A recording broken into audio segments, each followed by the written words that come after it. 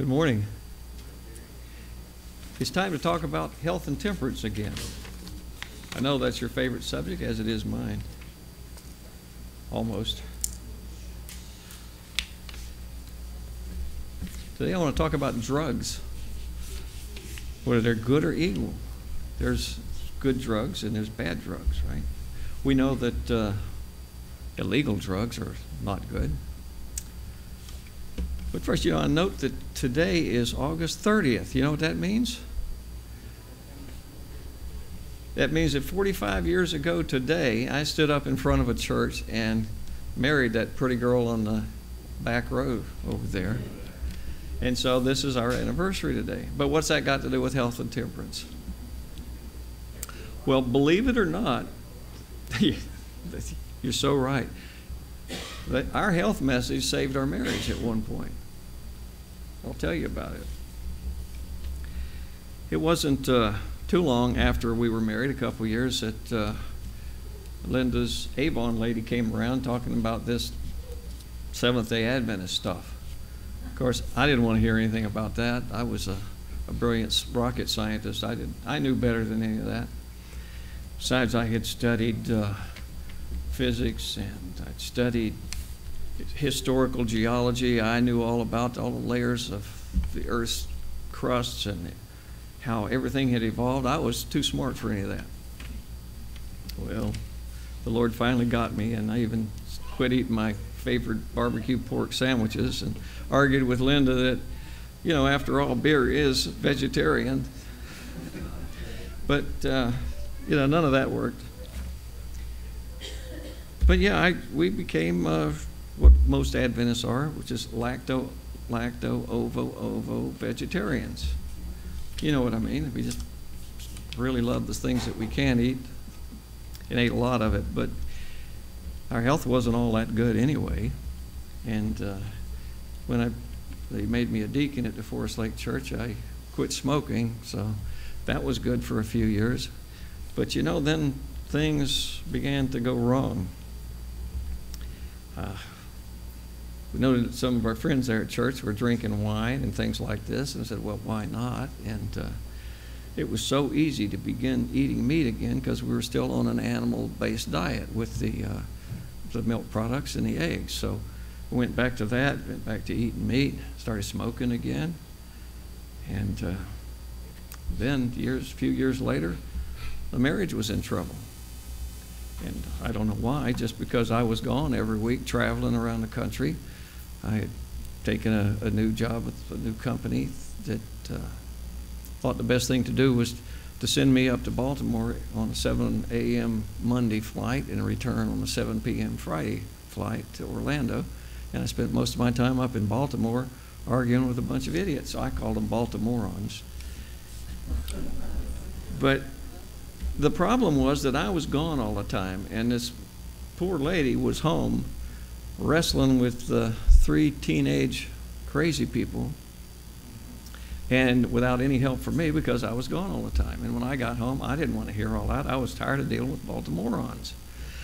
So the marriage got in trouble. And then finally I was up there one day in Baltimore looking out the window of the high-rise office complex, and I said to myself, I'm just not going to do this anymore. I think God was talking to me because we'd kind of drifted away from him, And so I got right there. I went and got on the phone, and I left a couple days early and just came home to Orlando, decided I was going to quit my job. Went home and wrote her a letter of resignation, and that was that.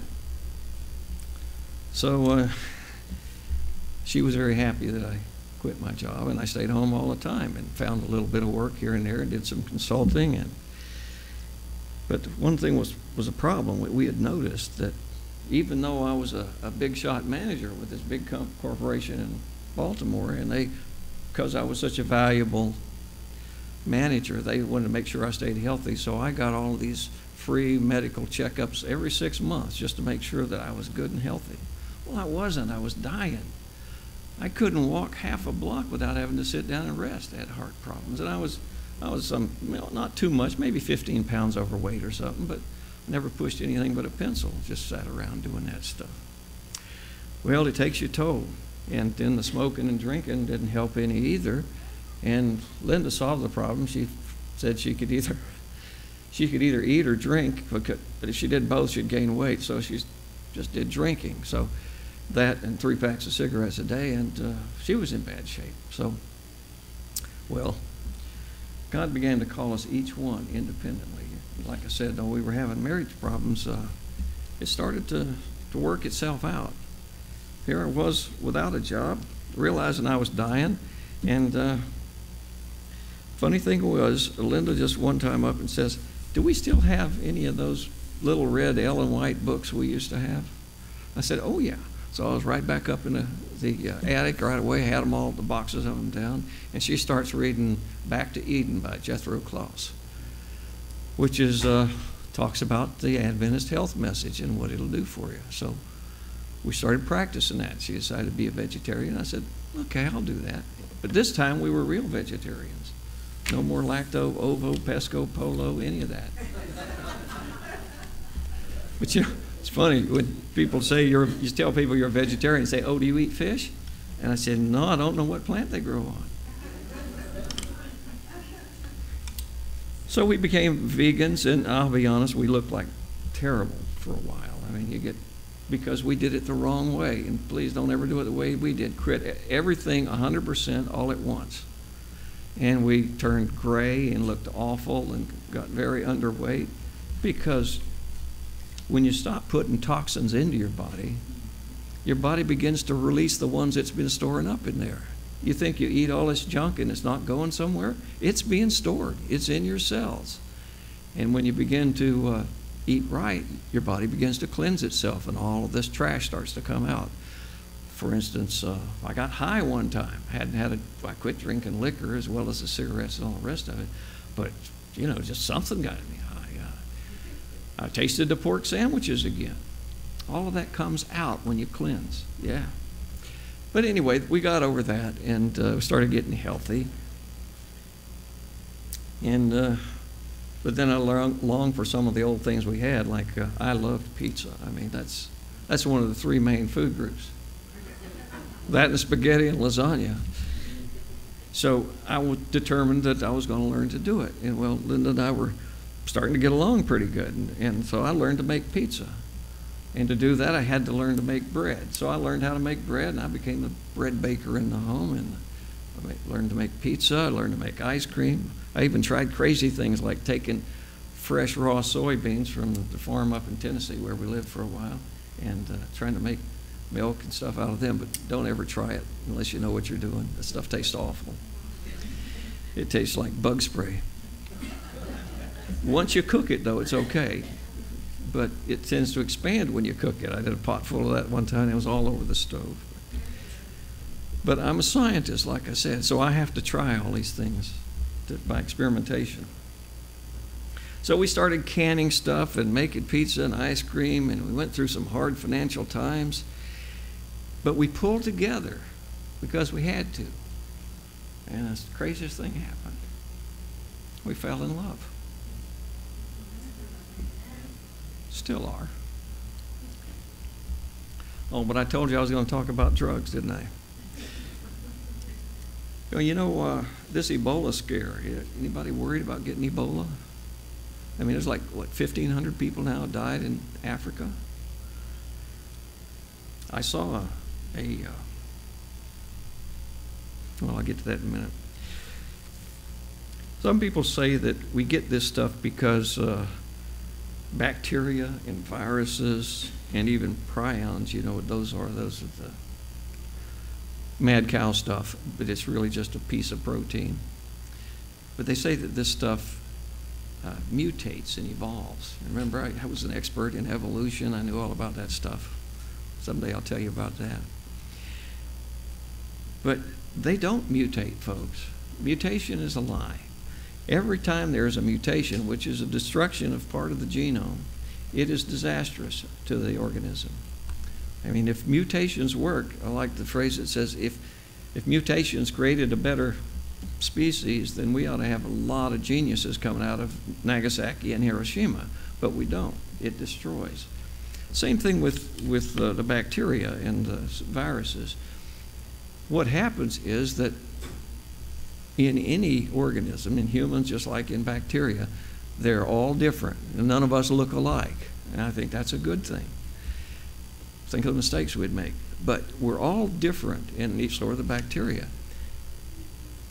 And the fact that we're different means that we have different constitutions, different predispositions to diseases. Some of them we can handle, some we can't. And the weaker ones tend to die off, and what's left is the stronger ones to that particular antigen that's hurting them. So that's what happens with bacteria, is the ones that are weak for that particular antigen die off, and we're left with the stronger ones. And it's not a mutation that causes it, but the natural dying off of the weak. We hear that the antibiotics we make that the bacteria becomes immune to the antibiotics because it mutated.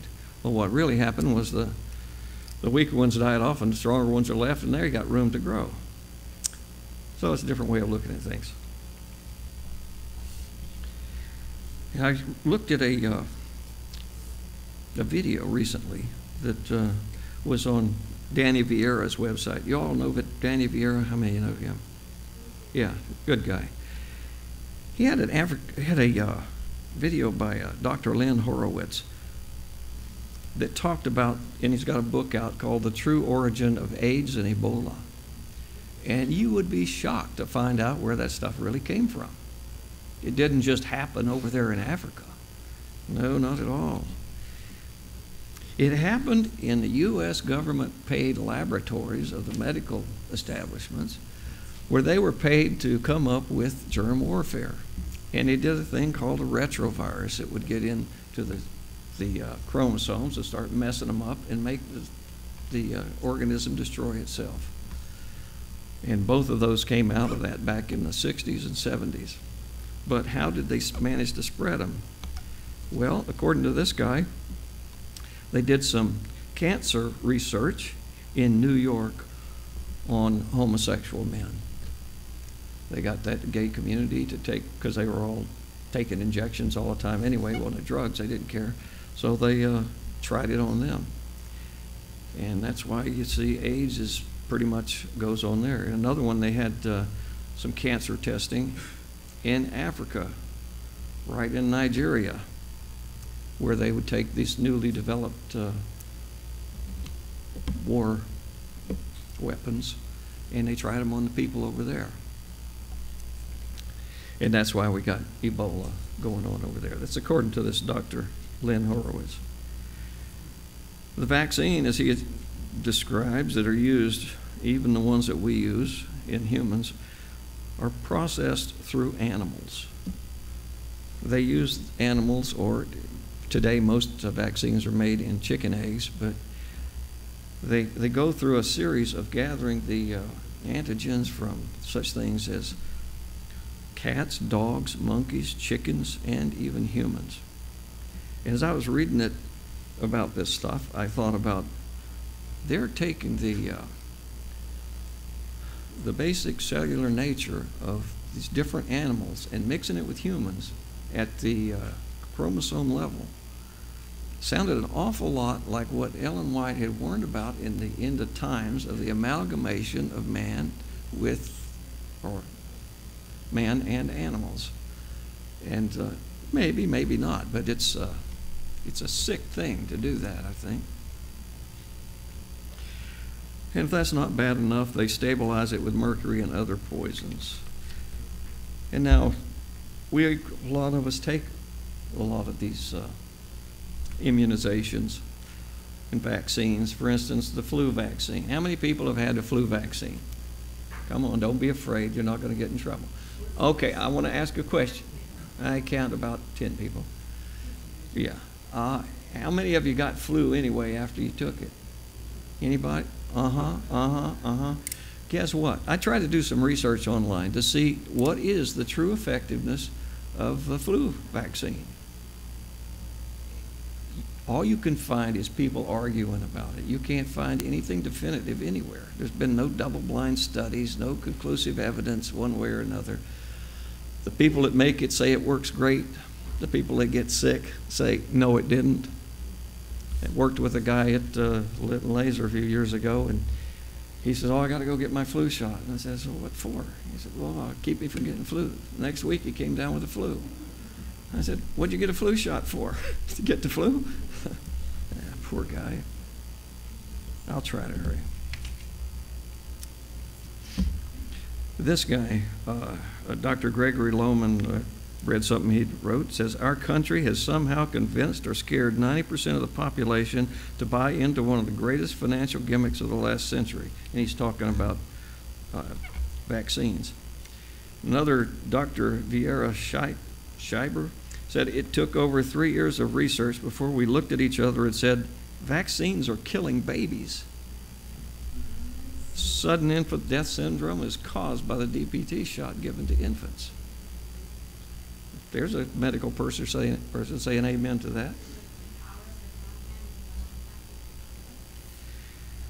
Now, here's a couple more statements by, this guy's name is Alex Logio. He says, now the theory of vaccines is based on 4 basic principles. Number 1, vaccinations are relatively harmless. Number 2, vaccinations are effective. Number 3, vaccinations are responsible for the decline of infectious diseases. And number 4, vaccinations are the only practical and dependable way to prevent both epidemics and potentially dangerous diseases. But ladies and gentlemen, every single one of these assumptions is totally false. There's one other assumption that he didn't put that I'd like to put in there, and that is that God made us wrong, that we don't have the ability to develop the antigens we need to fight off diseases. We must rely on a man-made substitute. The theory of vaccination states that by giving a person a mild form of the disease by the use of an immunizing agent, specific antibodies are produced that will protect the organism when the real thing comes along. It sounds plausible enough, but it's totally wrong. No greater lie has ever been told to you, and believing it or not, vaccinations will not protect you from any disease, and you can still get, and many people are getting, measles, smallpox, polio, rubella, diphtheria, pertussis, and tetanus, among other diseases, even after they've been vaccinated. This is a matter of record. Now, I don't want to stand up here and tell you that you shouldn't take any drug at all. That's not true. In fact, if I'm ever in a car accident and have to go into surgery, I definitely want anesthesia drugs. And I would recommend that if you have a serious infection that can't be stopped some other way, that by all means take some antibiotic. I have when I got strep throat this past year in the dentist's office. Of course, he claims he didn't do it, but I got it nonetheless, so I had to take some antibiotics. Besides introducing foreign proteins and even live viruses into the bloodstream, each vaccine has its own preservative, neutralizer, and carrying agent, none of which are indigenous to the body. For example, the triple antigen DPT, which is diphtheria, pertussis, tetanus vaccine, contains the following poisons. Now, if you're going to get a DPT, think about this: formaldehyde, mercury, aluminum phosphate. And that comes from the physician's desk reference of 1980. It also lists other poisons, like monkey kidney cell culture, lactobumin hydroxylate, antibiotics, and calf serum. None of that belongs in our bloodstreams. And Merck, Sharp, and Dome are the ones that make this stuff for measles, mumps, and rubella. They've got chick embryo, monkey kidney cells, calf serum. These foreign proteins, as well as other carriers and reaction products of a vaccine, are potential allergens and can produce anaphylactic shock. Folks, anaphylactic shock is a nice word for brain damage. Now, here's what I'm supposed to be doing up here. Thousands need to be educated patiently, kindly, tenderly, but decidedly. Now, I'm not the most kind, tender, and patient person, I admit that, but I try. This is from Medical Ministry, page 225. Thousands need to be educated patiently, kindly, tenderly, but decidedly that 9/10 of their complaints are created by their own course of action. Oh, that hurts. Then we got one from Manuscript 105, 1898. To educate the human family that the doctor, let me get this above that. The true method for healing the sick is to tell them of the herbs that grow for the benefit of man. Scientists have attached large names to a bunch of stuff that won't help us. To educate the human family that the doctor alone knows all the ills of infants and persons of every age is a false teaching. And sooner we as a people stand on the principles of health reform, the greater will be the blessing that will come to those who would do true medical work. There is a work to be done in treating the sick with water, in teaching them to make the most of sunshine and physical exercise. Thus, in simple language, we may teach the people how to preserve health and how to avoid sickness. I was shown, Spiritual Gifts, Volume 4A. I'm late. I was shown that more deaths have been caused by drug taking than from all other causes combined. Do you believe that? God showed Ellen White that. If there was in the land one physician in the place of thousands, a vast amount of premature mortality would be prevented. Multitudes of physicians and multitudes of drugs have cursed the inhabitants of the earth and have carried thousands and tens of thousands to untimely graves. I've got more, but you won't let me. It's time to go. Thank you for your attention.